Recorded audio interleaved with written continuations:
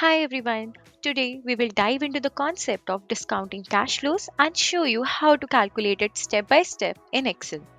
Let's get started. First, let's understand what DCF means. It is a method used to value an investment based on its future cash flows. It tells you what future cash flows are worth today.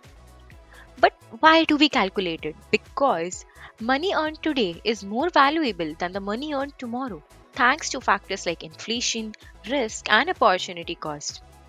To calculate DCF, we use present value formula shown here. Present value is calculated as future value divided by 1 plus rate of interest to the power of term. Here we are trying to calculate what will be the value of 200 rupees, which we will earn 1 year from now. Similarly, for 300 rupees, which we will earn 2 years from now, and so on. So now we will calculate present values of the cash flows present here. To do that, we will simply use the formula given towards our right, which is future value divided by 1 plus rate of interest, which is 8% here, to the power of period, which is 0 for a first cash flow. We will simply drag this formula towards our right, and we can see that for 0 period, the cash flow value remains same because we are calculating it for the current period. But as we are getting farther from the 0 period, the values are getting more and more discounted. Now we will calculate NPV, which is the main goal of this video. But before calculating NPV, we will understand what NPV is. NPV is a way to figure out if an investment is worth it. It compares money you put in, that is your investment, and money you get back, that is what you have earned.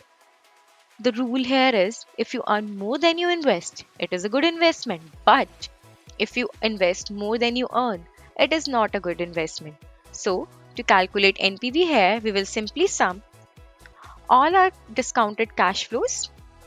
And here we have NPV for our current investment, which is $605.64. So we can say that this investment is a good investment.